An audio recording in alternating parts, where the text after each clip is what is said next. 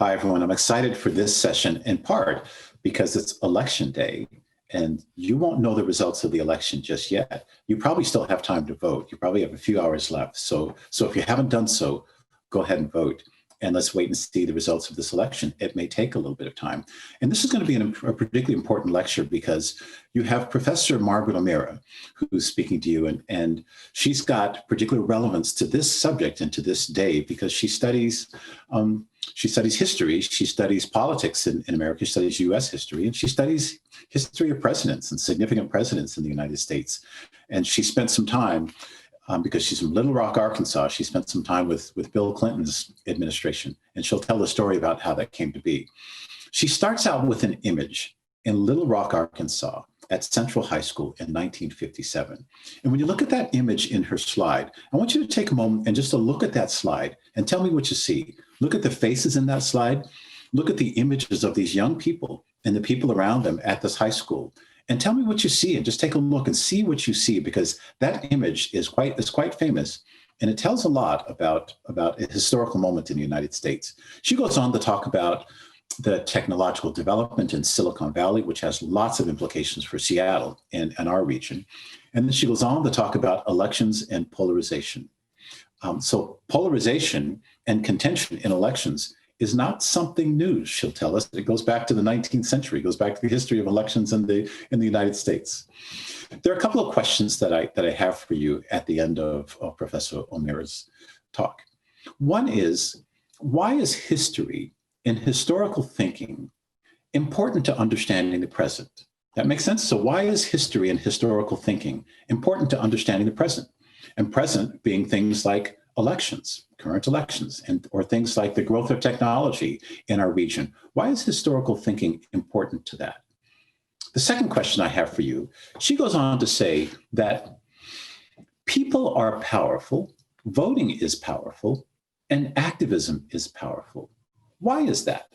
Why would a historian conclude that people are powerful, voting is powerful, and activism is powerful? Can you think about power in those contexts? Can you think of an example in which voting is powerful, or people are powerful, or activism is powerful? You might have examples from your day-to-day life. So enjoy the lecture today. If you haven't voted, go ahead and drop your ballot off. And let's see what happens in this election. This will be an important one, and we'll have Professor O'Mara back to talk about the results of the election. Let's have a good day, and keep safe and keep well. Hi, I'm Margaret O'Mara. I'm going to use these minutes to introduce myself to you and tell you a little bit about my work here at the UW. So I've been a faculty member in the Department of History since 2007. And when it's not a global pandemic, you can find me and the rest of my department here in beautiful Smith Hall. We've all been working from home the last several months, you can find me writing, teaching, and doing my stuff at home, which I share with my husband, Jeff, and my two daughters. And the things I like to do when I'm not working include spending time with my family and also hiking in the mountains. Maybe I'll see you guys on some of those trails sometimes. I write and teach about the history of US politics and economic history or business history, especially the tech industry. Two of my three books have been about the history of tech. My first, Cities of Knowledge, which came out a long time ago, and the most recent, The Code, which came out last year. And if you're interested in the history of Silicon Valley in particular, this may be the book for you. It just came out in paperback, and it starts in the 1940s and comes all the way to the present day. In between, I published a book on presidential elections. I teach about politics and the presidency here at the UW, and that book was called Pivotal Tuesdays. I also write a lot of publicly facing writing, including writing op-eds regularly for the New York Times. So I get this question a lot. Why am I a historian? Why do I do what I do? And I have to think that part of it is where I'm from and where I went to high school. This is my high school, Little Rock Central High School. That name might be familiar to you from your high school textbooks or maybe another history class. It is the site of, in 1957, one of the most famous events of the modern civil rights era, the integration or the attempted integration of Central High School, that was known as the crisis of Central High, because the governor of Arkansas brought out the National Guard to, quote unquote, keep law and order. And it was the attempted integration of 9 African-American students into the school precipitated more than year-long crisis that was one of the major landmarks in a major national and international news event. This occurred 3 decades before I was in high school, but it was a history that was not so far away. It was a history that people of my parents' generation had participated in. In fact, a number of my friends' parents had been students at Central High during the crisis in 1957 and knew it intimately. And that experience made me realize that not only is history not that far, the past is not all that past, but also gave me a distinctive perspective on what the civil rights struggle and the victories of that struggle really meant. The racial wounds of 1957 were still with us in Little Rock in the 1980s. They're still with us in Little Rock and the rest of the country in 2020, although things indeed have changed. And so that close brush with history made me realize and made me curious to understand more about the past. Another reason I'm a historian also has to do with Little Rock. And this is part of my bio that a lot of my students, particularly those who are seniors who are trying to figure out what sort of job they're going to get after college and really worried about what that's going to look like and worried that they might graduate without a job. This is the part of my bio that makes them feel a lot better. I graduated from college in 1992 and I didn't have a job. And so I came home to my childhood bedroom in Little Rock to try and figure out what I was going to do and how I was going to get out of my childhood bedroom and do something far more interesting. And it just so happened that the governor of Arkansas, Bill Clinton, was running for president. I decided to join the campaign as a very junior staffer. I was hired into the mailroom and I gradually made my way up and found that and the guy won and found myself several months later working in the West Wing of the White House as a very junior staff person. That experience, again, being a not very important person among extraordinarily important people, gave me this front row seat to how power works, how government works, made me understand the importance of the presidency and who occupies that office in the modern era. And also made me realize the essential humanity of even the most powerful people in the world, that they're just trying to figure it out. And made me really curious about how we got to now. That you may have people who are working in very grand spaces, but we can be goofy at times. And so that kind of those hidden moments, the things that you might not know about, are things that I'm really curious about exploring and discovering and teaching about here at the UW. And I think understanding the humanity of the people who make history and are part of history, of people in the past, and recognizing what they were thinking about and worrying about, also makes you realize that the people are powerful. That was another really important lesson that I learned from working in the White House and working in the government at the very start of my career, was that, look, presidents are there because people vote them in, that Americans have a choice to go to the polls and decide who their leaders are, to support political institutions, to support the ongoing project of broadening democracy. And so I think that's why a really important reason to study history, because the past helps us understand the present. It helps us prepare for the future. And it also helps us know our power. It helps us understand how we got to now and where we might go next. I'm really excited to talk more to you about what I do. And I hope that whatever your major, whatever your passion, whatever your professional plans, that you will take history classes while you're here at the UW and understand how history can work in your own life. I look forward to talking more. Thanks. In this video, I'm going to talk about something I've been thinking and writing and talking a lot about this year, which is the technology industry, especially its biggest companies in 2020. So why does history matter to big tech, which is one of the big stories of the year. The biggest companies, biggest platforms have actually become larger, have become bigger forces in American life and bigger and even more profitable in this pandemic year. And it also, an ongoing question is what Congress, what the U.S. government is going to do to perhaps regulate the growth of these and power of these incredible companies. Congress is holding hearings considering whether the industry is going to be regulated or if its largest companies like Facebook or Amazon or Google might be forced to break up. At a moment when Democrats and Republicans can't agree on nearly anything, we are seeing a great deal of momentum from both sides to do something about tech. So while historians don't like to make predictions, it's a pretty fair bet that something is going to happen in the near term to change the game. So the relationship between tech and Washington, D.C. is something I explored a lot in my latest book called The Code, which came out last year and is just now in paper book this year. It's a history of Silicon Valley from the 1940s to the present. Usually, Silicon Valley and the tech industry are thought about as prime examples of entrepreneurship in action. And it is indeed an amazing entrepreneurial story.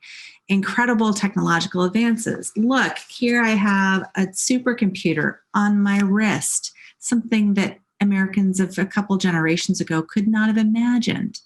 There's just an amazing amount of innovation that's come out of Silicon Valley, one generation of companies after another, and often coming from young startups led by very young people. But that is only part of the story. And the real secret to how tech became so great and also so big goes a lot deeper. And we need to think about tech history not as something special, an exception, a deviation from the main action, the main narrative. We need to think of it as a product of American history. So first of all, there have been startups in electronic startups, tech startups in the area that later became known as Silicon Valley for over 100 years. Here's the headquarters of Federal Telegraph, which is one of a number of startup companies working on electronic and radio technology in the Bay Area. But there were also similar kinds of startups all over the country at the start of the 20th century. And that's a really important thing to remember, that it wasn't like Silicon Valley was exceptional. There was Henry Ford and a whole bunch of entrepreneurs building cars in Detroit and other parts of the Midwest. There were the Wright brothers in Dayton, Ohio, building airplanes. There were big electronics and business machine companies like IBM that were headquartered on the East Coast. That the Bay Area was not the center of the action. So what changes? World War II and the Cold War happened.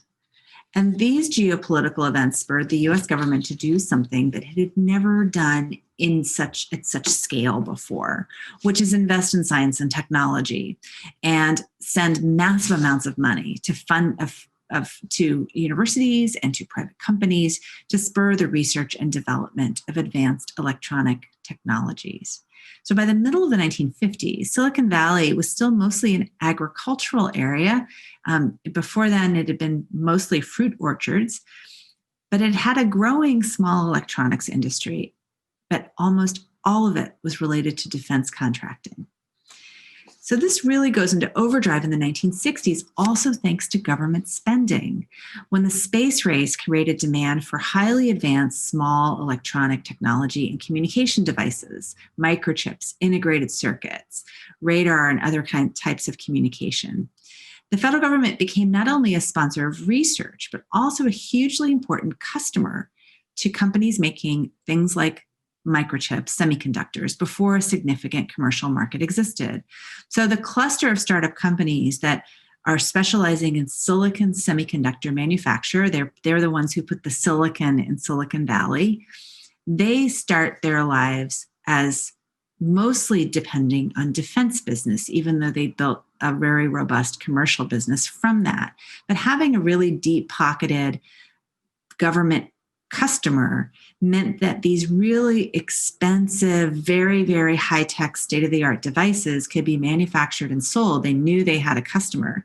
And in doing so, like when the Apollo program buys microchips in bulk, then that drives down the price and it enables a commercial market to grow. So there's this symbiotic relationship between public and private that's underneath this entrepreneurial story. So looking at tech history this way really changes the story. And if you ask me, I think it changes it in ways that make it a lot more interesting and rich and exciting and empowering.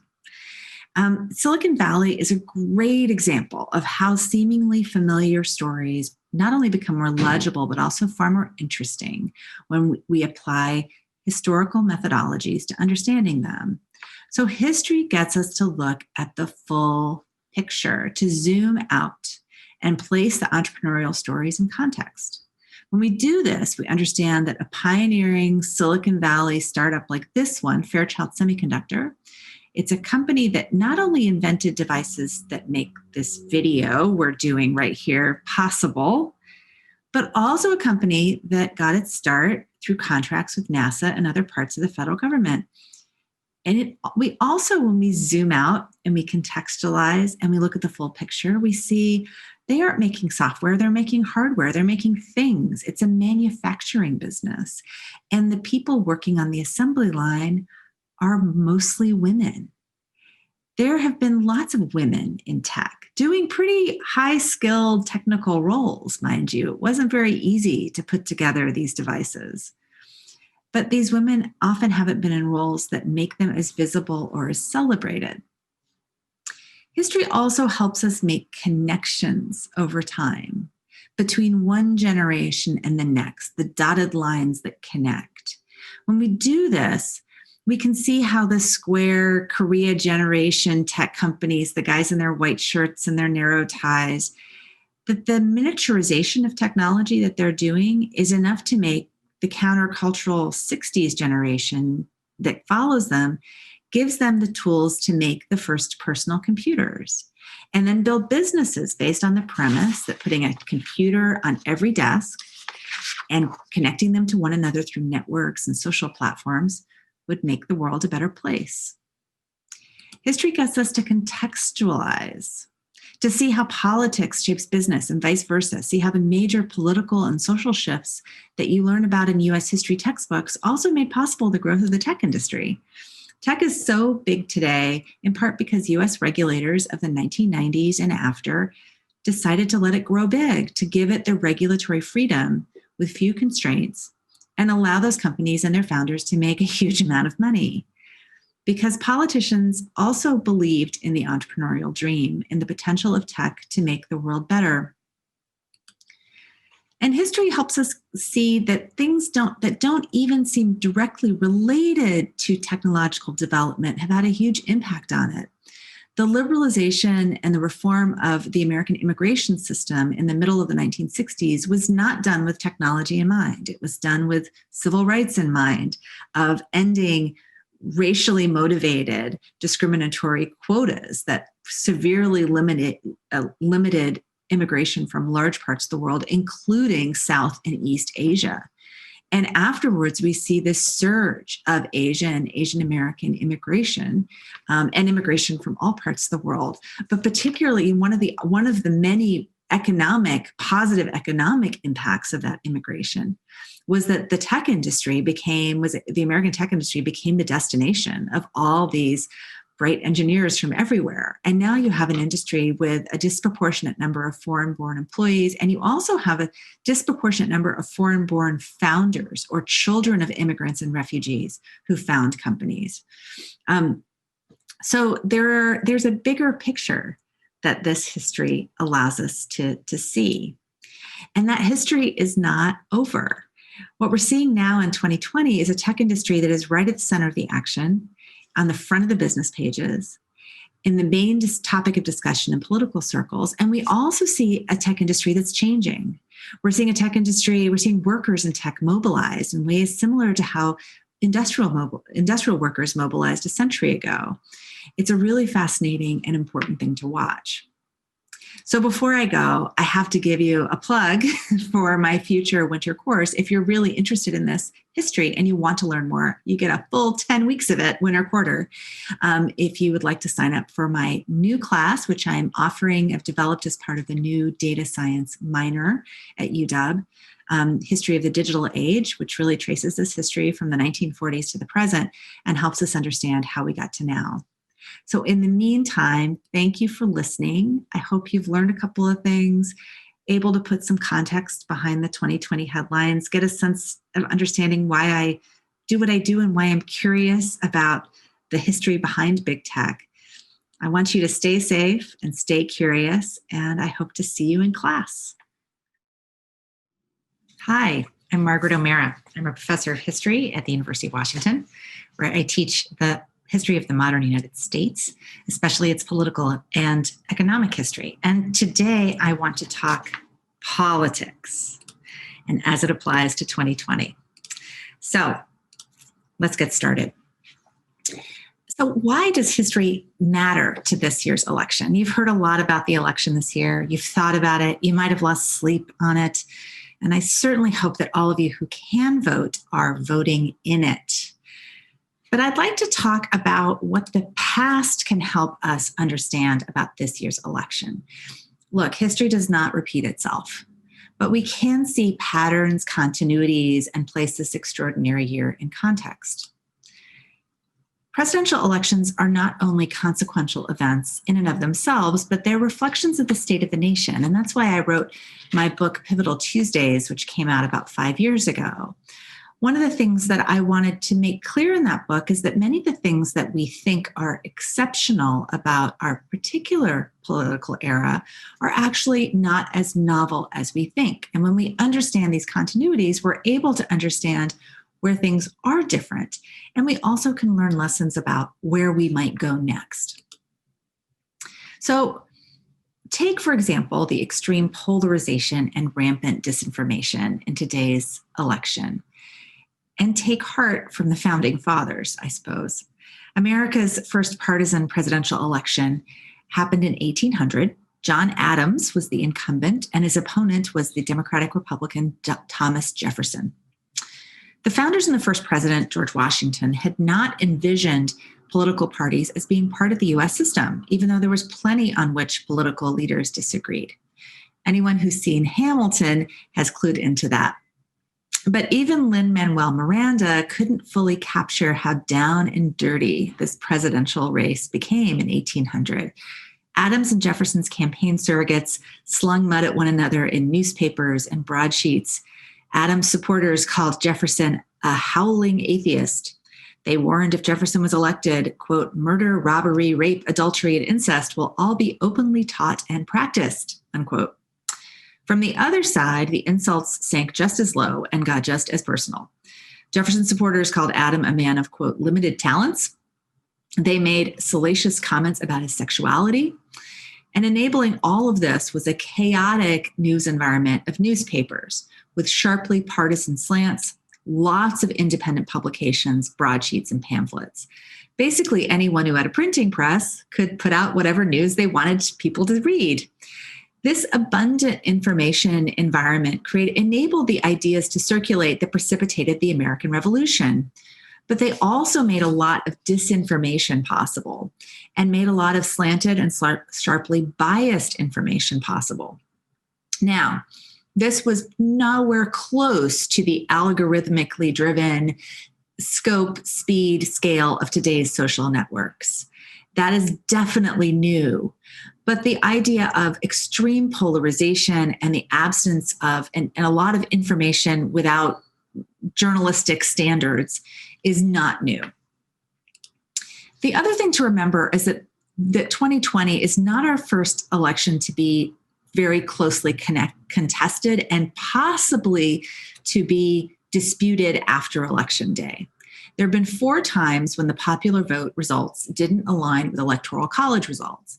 And the most extreme of those was 1876, when the election was not settled until days before Inauguration Day, which then was in March. But disputed elections are consequential and they have long-term effects. So we shouldn't blow them off and say, oh, we've been here before, we'll move beyond it. Um, 1876 dragged out so long because of deep regional and partisan divisions stemming from the Civil War and the subsequent enforcement of Black citizenship and voting rights under Reconstruction, in which the U.S. military occupied many former Confederate Southern states in order to enforce what became known as the Reconstruction Amendments that allowed Blacks, abolished slavery, allowed Black citizenship and voting rights. Now, the story is too long and complex to properly recap here, but the big takeaway is that the compromise that ended the electoral stalemate in March 1877 had reverberations all the way through to the present day.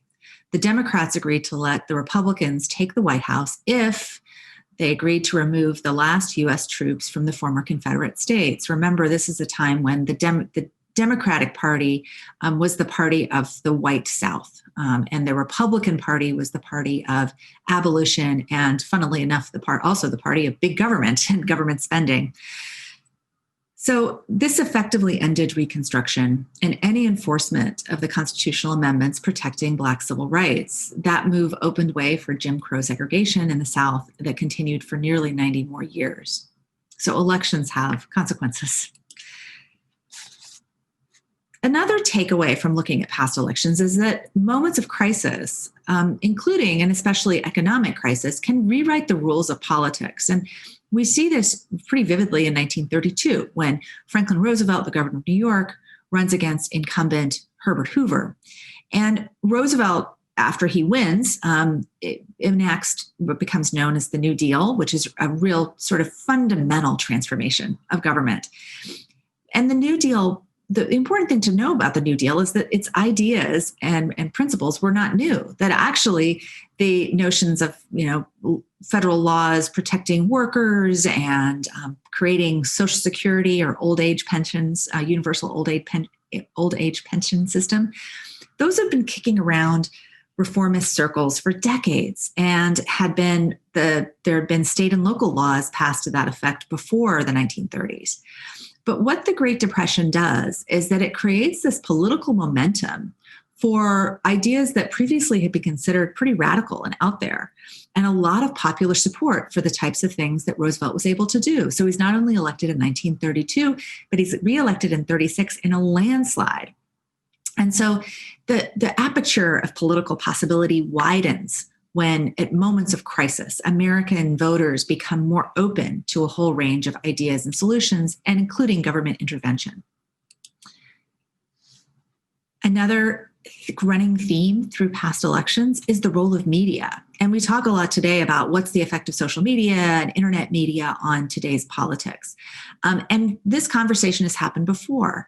New media of different generations, first it was newspapers, then it was radio, then it was television, can reshape politics. And particularly in the age of visual media, of television media, and coming up through cable television into the internet environment of today, that this has allowed a transparency, things that were unseen become seen.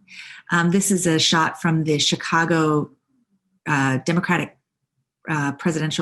Democratic Convention of 1968, in August 1968 in Chicago, in which anti-war protesters are violently set upon by Chicago police under the direction of a Democratic mayor. So these visuals, which are beamed out into people's living rooms on television, are showing a Democratic Party at war against itself, and a country in many ways at war against itself. 1968, there are some common characteristics with 2020, although there are some really salient and significant differences as well.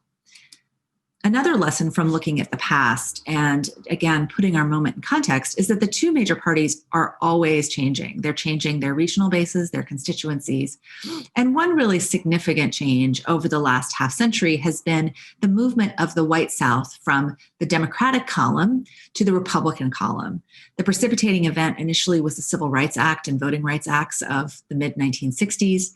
And that shift becomes more accelerated after the during and after the presidency of Ronald Reagan, Ronald and Nancy Reagan are pictured here campaigning in Columbia, South Carolina, which was noted at the time as this remarkable moment where the South had not been a place where Republicans had been competitive. And suddenly the parties and the demographics of the United States were changing enough that Republicans were beginning to become, and eventually now are very firmly ensconced as the party of the white South. But here's another really important lesson that we can take from looking at political history and electoral history. The people are powerful. That at the end of the day, this is about voting. This is about Americans going to their polling places, filling out their ballots, putting them in the mail, dropping them off at a drop box, and letting their voice be heard. And voting can be transformative. Activism can be transformative. And this is activism across the political spectrum. That the extraordinary thing about the American system is its durability, and despite being a very imperfect democracy, it is one that is continually trying to improve and come closer to the promise, the democratic promise put forth in its founding documents. And with that, I'm going to sign off and encourage you all to, again, stay engaged, don't get discouraged. Understand that these are indeed, the stakes are very high, and these are very polarized and perilous times. But making your voice heard, whether it be at the voting booth or the voting collection box, the ballot collection box, or if you are not able to vote, also, and even if you are, also in your words and deeds, your activism at the local level, in your communities, and making your voice heard at the national level does make a difference. So I hope you all have learned a few things, and I look forward to seeing you in class. Thanks. Hi, everyone. I'm here with Margaret O'Mara. And Margaret, thank you so much for the wonderful lecture. You've been really, really busy speaking to the nation and really speaking to the world, especially during this time around the election. So thank you for finding the time to join us for the class. Thank you, Margaret. Great to be here. Thanks for having me, Ed. So you started out, and I found your discussion and your lecture just wonderful. And you started out by posing the question, why am I a historian? And because you are indeed a historian, and you pose the question, why am I a historian? And you put a picture up of Little Rock, Arkansas, Central High School, where you went to school. And I want you to talk about the significance both of Little Rock, of Central High School, but about that image that you put up there, because that's quite a famous image. Talk about the meaning of that image. Yeah. So Little Rock Central High School, which was the high school I graduated from in the late 80s, was in the late 1950s the site of one of the most important moments in the American modern civil rights movement. 3 years after the Supreme Court decision, Brown versus Board of Education, that said that schools needed to integrate with all deliberate speed. That was defined as 3 years in Little Rock, Arkansas. In the fall of 1957, the Central High School, which was the largest high school in the largest city, the capital city of Arkansas, was integrating via 9 selected high-achieving Black students from the Black high school who were going to be the first to integrate the white high school. The governor of Arkansas was a Democrat, Orville Faubus. He was known as kind of a moderate Democrat. At the time, he wasn't a kind of arch segregationist like some other famous Southern governors like George Wallace of Alabama and others. But he was he had his constituents, some of his white constituents were loudly protesting this integration. Funnily enough, it wasn't necessarily parents of Central High students, although not all of them were all excited about this integration either. And so Faubus precipitates a crisis by mobilizing the Arkansas National Guard to keep the peace, because he's sort of basically sets the stage for a violent confrontation by saying there's going to be a violent confrontation. And so this image that you saw in my slides is such a powerful image to me too, an image of hate and violence and prejudice, and 2 very young women being the object and the subject of it. Elizabeth Eckford, one of the Little Rock 9, who was clutching her books and walking into school with her sunglasses on to cover her tear-stained face. And then another young white woman who's screaming at her, and who was sort of, and one of a large mob of whites who were screaming at these children as they are trying to enter their high school. And it becomes a national and international news event. People all around the world, Soviet Union, Africa, Asia, learn Little Rock as the place that is where this whole attempt at desegregation has blown up. And it was, and it ends up with Dwight Eisenhower bringing in the army to try to keep the peace and to enforce the Supreme Court ruling to integrate the schools. And at the end of the day, the entire Little Rock school system shuts down for the year. And there's a whole group of students that are kind of known as the lost year, the lost generation. They have to find other places to go to school or not go to school at all. You've got this image, your high school, Elizabeth Eckford, Hazel Bryant, the US 101 division, and the nation, if not the world, looking at this high school and at this moment. And that historical moment ends up being really significant in our history. Yeah. And so 30 years later, I'm going into the same building. It still looks the same today. And it was, at the time I was there, majority minority, very socioeconomically diverse, really represented a cross-section of the city. Little Rock's a small city. It's about the size of Everett, Washington. It's not very big. But it's the biggest city in Arkansas. So Arkansas is very small. Little Rock's very small relative to us here in Seattle.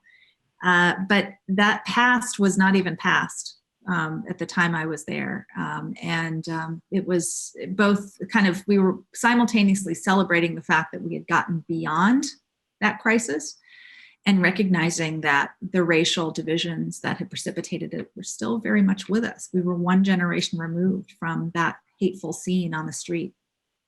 Margaret, to what extent do Little Rock students understand their own history? Well, I think they actually understand it a little better now in 2020 than they did that I did in 1988. It is, it's a more racially or a more multi-ethnic school community now, not just Black and white, but also more Asian, South Asian. Immigration has, like every city in America, it's changed Little Rock a bit. And actually, there's much more that's been done. The whole school itself has been, the National Park Service has an interpretive center adjacent to the school. Didn't exist when I was there. It's a really wonderful place to learn about it. It's now a place where tour groups from around the country and the world come on these civil rights tours to look at these landmark places and learn about the history. And so there is much more, and I think that reckoning with history, that's not the only thing, talking about it is one part of the solution. I think the other piece is when you understand this history and you're able to relate it to and understand, and it becomes relatable. These people in the past you understand more about their motivation and what they were doing and how they were doing it, and go beyond the headlines and the paragraph you might have read in a textbook, and you learn more of the nuance. You also recognize where has there been progress and where there has not. And reckoning, I think that one of the real challenges with the way that we have, I think this year made it quite vivid, that the way that we've talked about and thought about the civil rights era, the Martin Luther King Day assemblies that my kids' schools have every year, right? That are kind of these celebrations of, there was nonviolent protest, great progress was made, this sordid chapter in our nation's history was over. And that buries so many things, including a pillar of Martin Luther King Jr.'s message, which was about economic inequality and jobs and justice and the institutions of white supremacy. So, one of the things that 2020 has been about for those of us who teach history and those of us who've lived history is to have a much more honest reckoning about where, how do we define progress, and how do we both celebrate the accomplishments of the people who put their lives on the line and fought for, among other things, Black civil rights in the South, and won immense, it's extraordinary what happened really. I mean, you think about from the beginning of the 1950s to the getting to the Voting Rights Act in 1965. And of course, that struggle started well before the 1950s.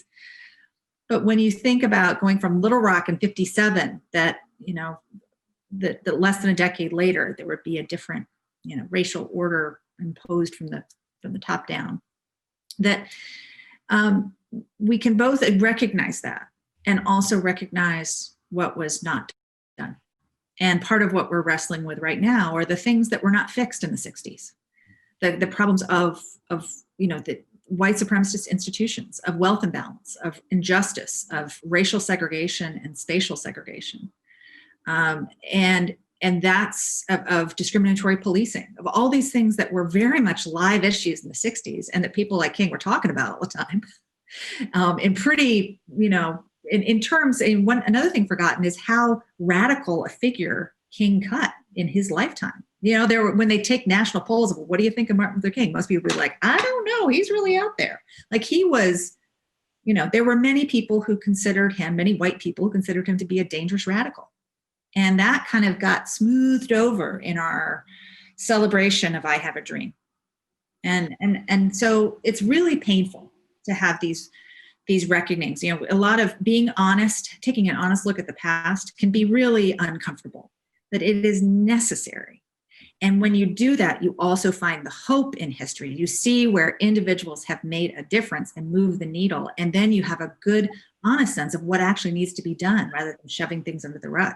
Margaret, it's so interesting to hear you talk about this because history is so alive for you in the present. You make that connection so vividly. And you said in your talk that the past is not all that past. And for those of us that remember this moment, you described graduating from college and you, quote, didn't have a job. So you came back to Little Rock looking for work, and you went to work in the mailroom for the campaign of the governor of Arkansas at the time, Bill Clinton. Talk about what you were expecting when you took that job and what that job evolved into.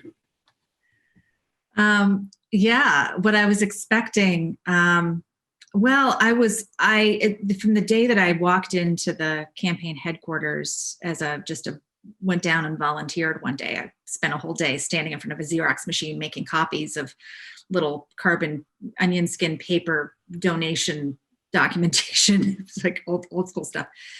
I saw this whole energetic swirl of campaign activity around me, and like, oh, this is fun. This is exciting. Like there are lots of, and I might be back in Little Rock trying to figure out how I go somewhere else, but the people from somewhere else are here in Little Rock.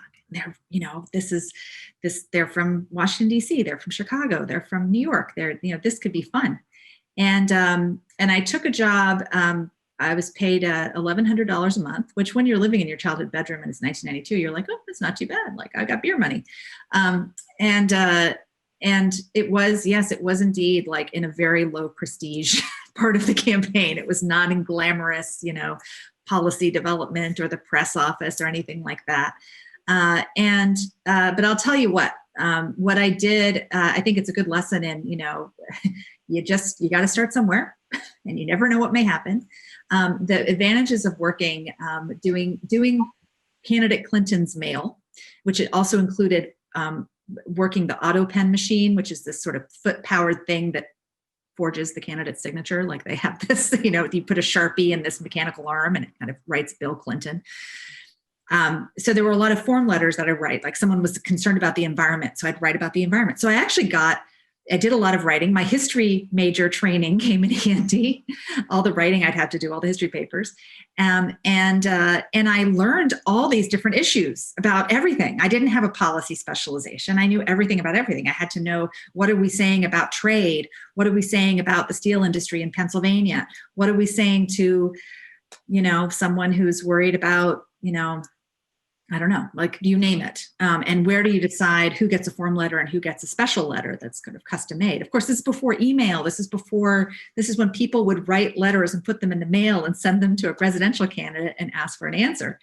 So it was actually a great education. And then and the whole campaign was this extraordinary ride. And I could not believe it when he won.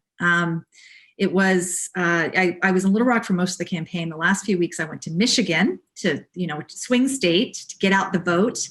And that was an eye-opening, just fascinating kind of, I had this accelerated political education. And I worked with, the other great lesson I learned was not only, you start somewhere, don't have an inflated sense of like, well, I need this fancy job, I can't work there. But it's all about who you work for, who your boss is. I mean, Ed, it's all like, if you got a good boss, makes a good job, right? I mean, and you want to, and a good boss is someone who not only you learn a lot from, but who is willing to lift you up and push you forward and say, oh, you can do this. I'm going to empower you to do these things. And I was so lucky, and the campaign, and then I continued on in the transition team.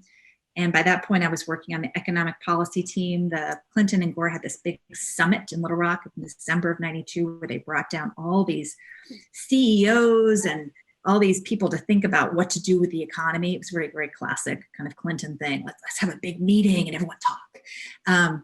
And that was incredible because I had no idea who these incredibly fancy people were. And so it was didn't realize that some of the, grand eminences I was shuttling from Little Rock Airport in my Acura Integra with with food in the cushions were like CEOs of major companies. I think they were like, where's my black car? Why do I have this woman in her little car? So you had no idea, Margaret, that you were going to end up in the White House. And you said in your talk, the guy won. And next thing you know, you're in the White House. In another talk, not in this talk, but in another talk that I heard you do, because I followed your work some, I believe I remember hearing you talk about the fact that Clinton comes into power, Bill does, at around the time that Turner Network television becomes a thing.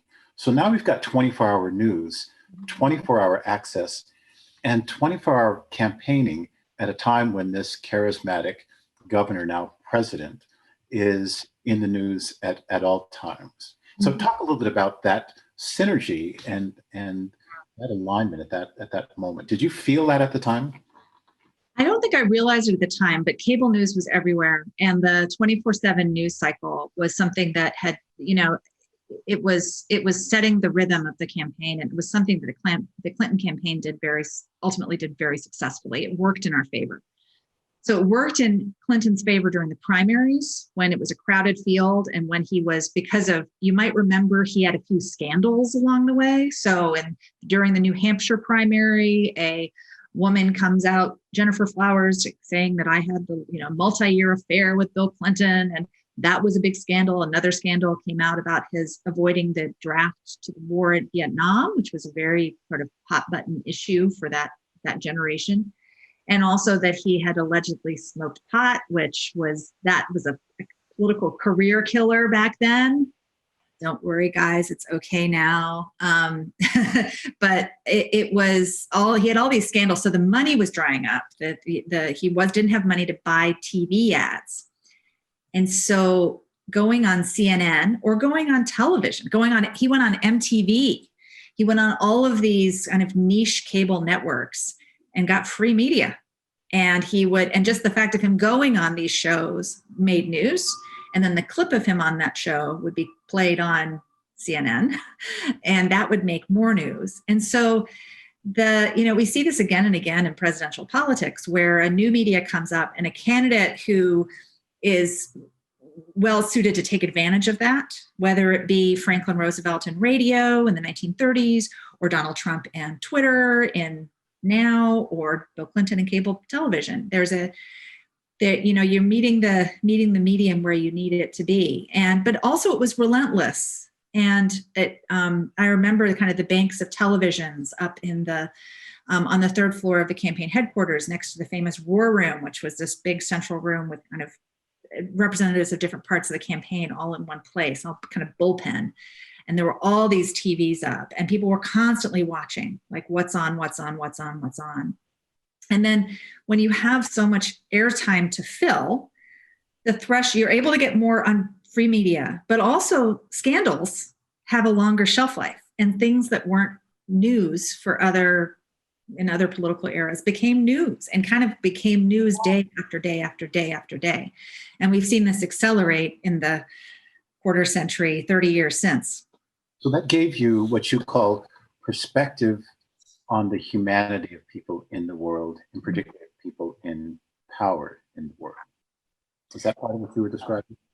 Yeah, when you're up close as again, I was a very young person. Washington, D.C. runs on very young people who are willing to work extremely hard, drinking lots of coffee, eating bad food for very little money. That's the secret of Washington, D.C. And if you want to make money, you go work in finance. You go to New York. But D.C. was not that place.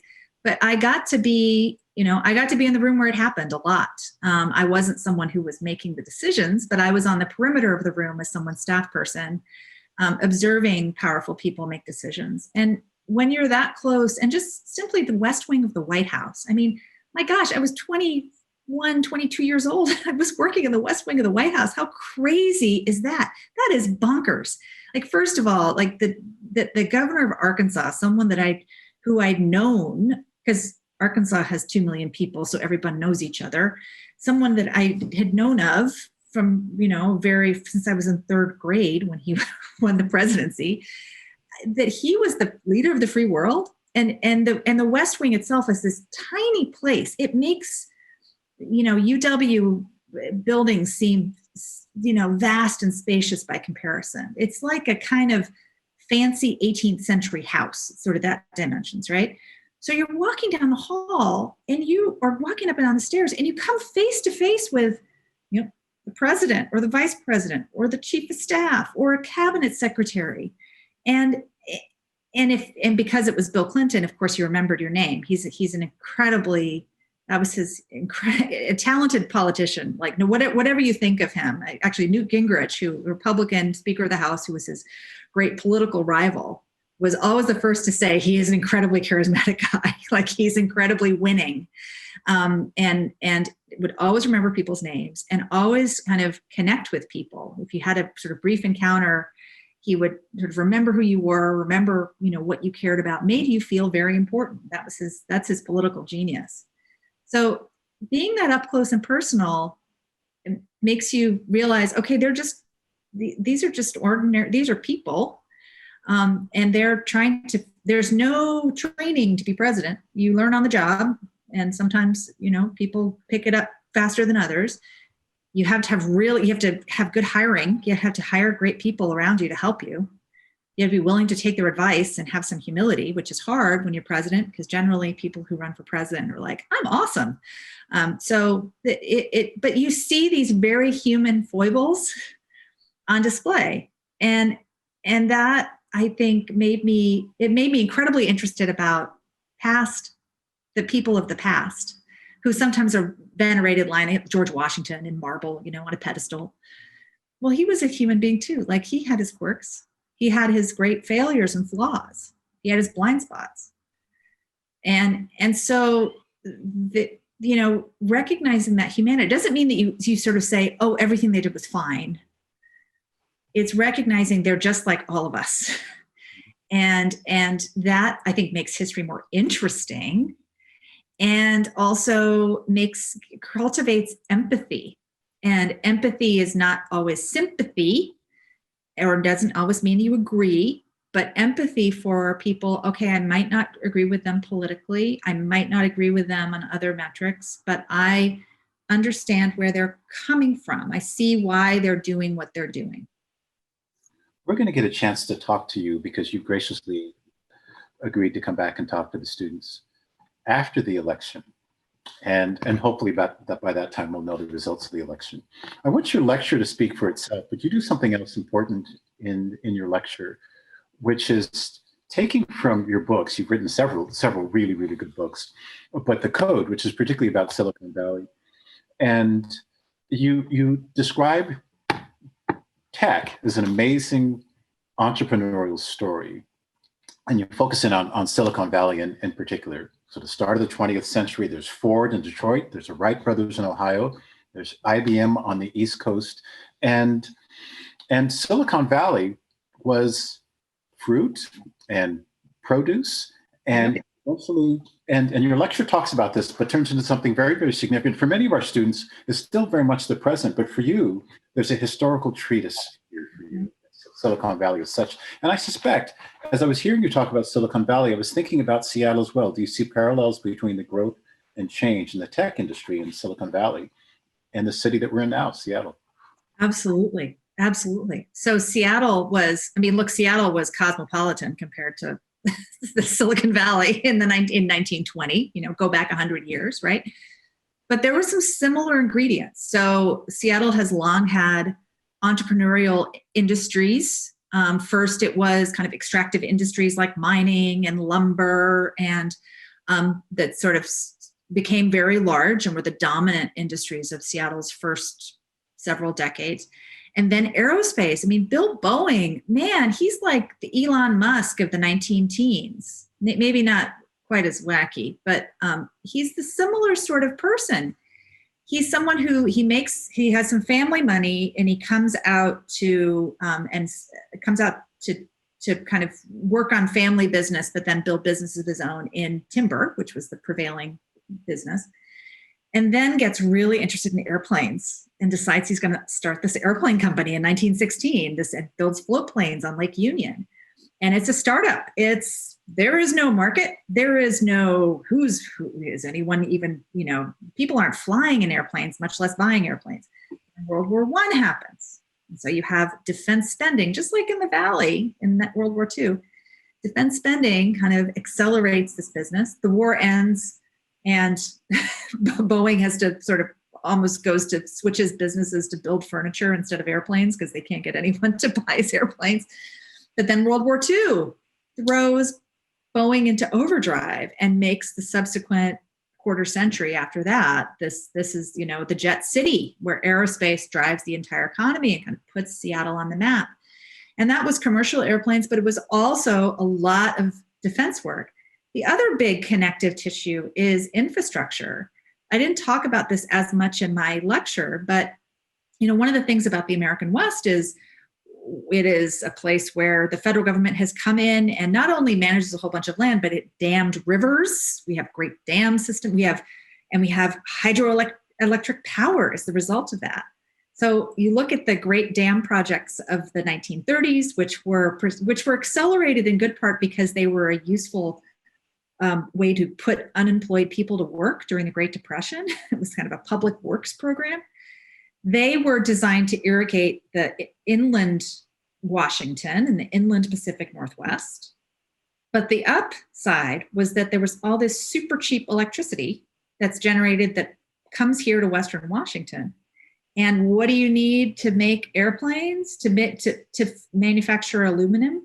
A lot of electricity. So if that can be cheap, then you allow an industry to grow. So there are all these really great connections between public and private and kind of the entrepreneurial culture of a place and the bigger picture public investments that are undergirding it. And so, the entrepreneurial story is only part of the story. That's definitely a part. I'm not saying that big government, just be grateful, big government, no. The reason the American tech industry grew the way it did was because of the way that public and private interacted. And that has a really long history, and it's connected to a whole bunch of things outside of tech. I think, as someone who's a historian and kind of comes from a humanistic, qualitative research background, it's part of why I find tech so interesting. I've learned the engineering piece along the way. I've learned the history of computing and actually about the technologies themselves from other technologists who've taught me, and I've had to sort of, but I think that, sometimes we think, oh, tech, I'm not a tech person. I don't understand that stuff, like whatever. And actually it's deeply, deeply interesting. And look, here we are in an election where social media is a huge driver of the whole scene. And so to understand how we got to now, you got to recognize that all these things are connected and have been all along.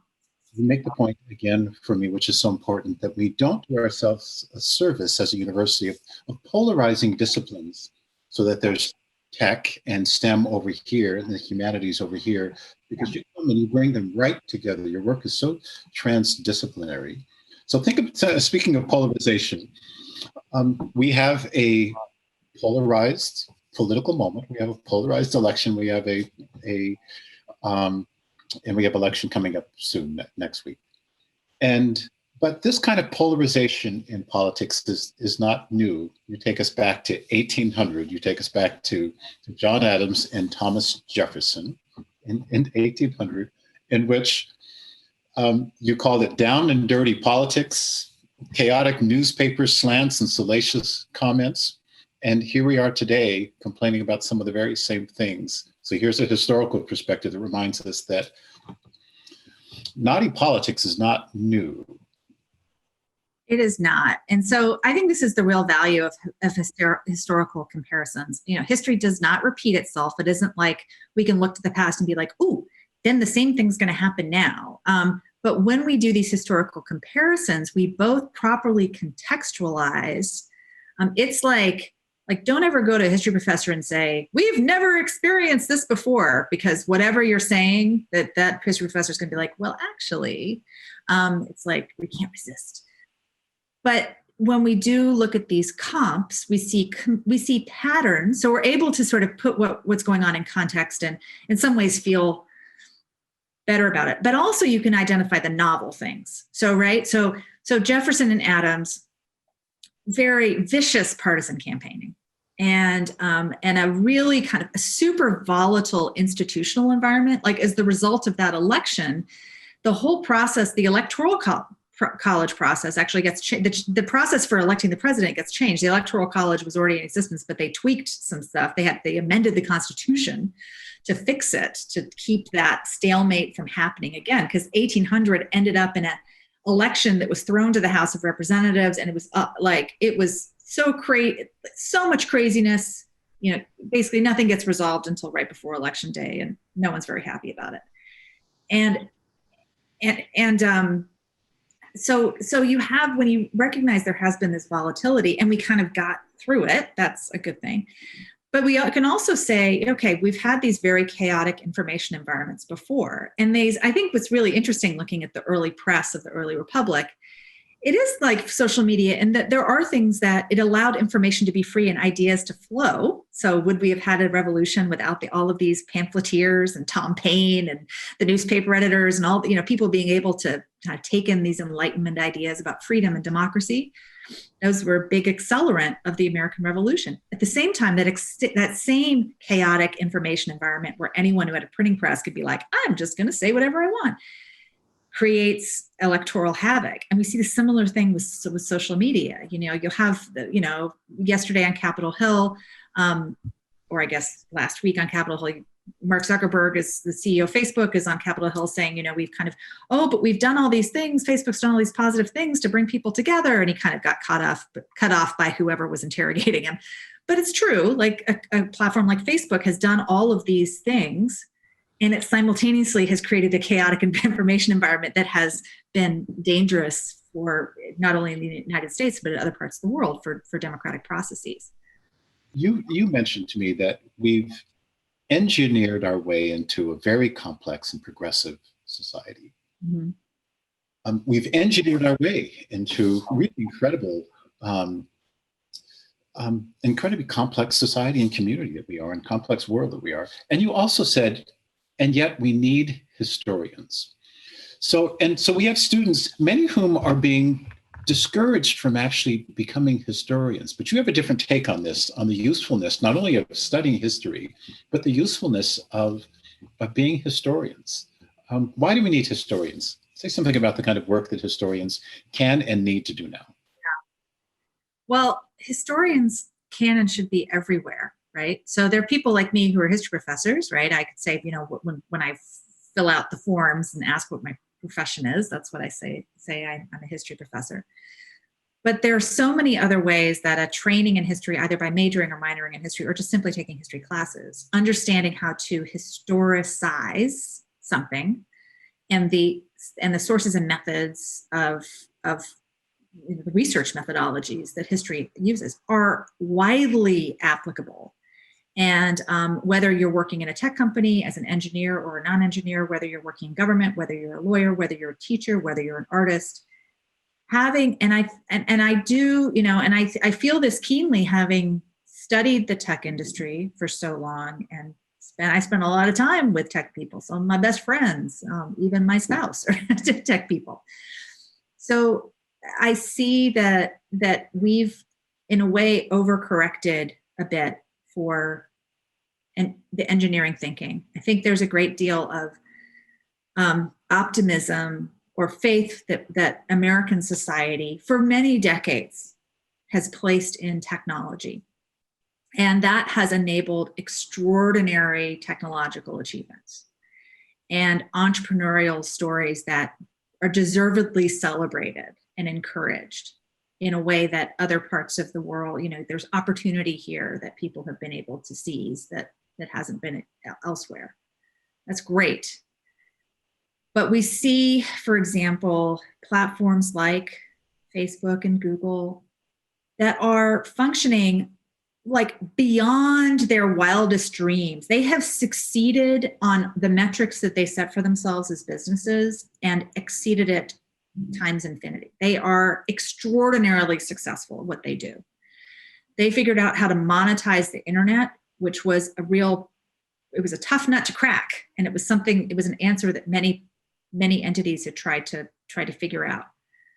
And that monetization came by the monetization of personal data, and also by creating platforms that rewarded engagement over anything else, regardless of the content, and that were kind of algorithmically moderated.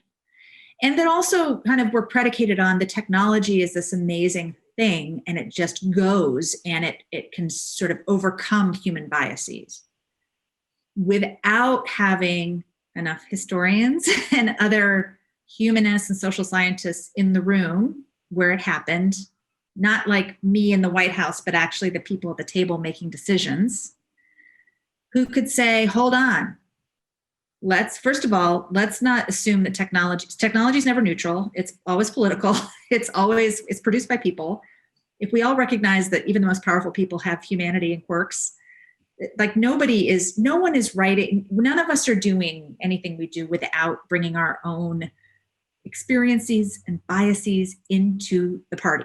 And as much as you try, you can't. So how do you recognize that and correct for that? Part of that is you recognize you have a broader sense of, okay, so if we build this thing and we decide that hosting political ads and making it a tool for presidential campaigns, for example, which Barack Obama did in 2008 and 2012, and everyone was like, woohoo, rock on, awesome, Obama on Facebook, so cool. When we do that and you open up that Pandora's box, this amazing ad engine that's so good at making money and selling ads, it's so good at what it does. It's this amazing engineering achievement. It's going to do all sorts of crazy things all over the world that you don't realize. And if everyone in the room who's designing these things is like someone who graduated from UW and Cal and from a Pac-10 school, and, we all comes from a certain global demographic, and is like, yeah, this is great. And they aren't thinking, oh my gosh, how is this what about this country that I don't know anything about, that has these cultural traditions or religious traditions? How will this work? And it's not just a matter of being disruptive, it's a matter of missing markets. If you want to have a total business major's hat on about it, it's like, okay, so what amazing apps, what vast markets have American tech companies missed by not having a diverse number of perspectives in the room? And I think diversity is disciplinary, diversity is racial, gender, sexuality, all sorts of things. But I think disciplinary, you have the opportunity in college to have a broad-based education, take lots of classes and lots of subjects and integrate them together and show how they fit. And that's a superpower. And if I were making predictions about where the business world is going next and what employers, what the professional, where this is going, I think there is going to not just be a recognition like we ought to have more historians, but we need more historians. That the way we're going to fix the business problem, the political problem, the social problem, is to have these voices who have this content knowledge and the skill set in the room. Margaret, you end your lecture by letting the students know, the class 2020, the course 2020, people are powerful, voting is powerful, and activism is powerful. Say something to these students now about how powerful people are, about how powerful voting can be, and how powerful activism can be. Mm. Well, look, studying the past and having an honest reckoning with the past can be a real downer. There's a lot in our history that is very uncomfortable to reckon with.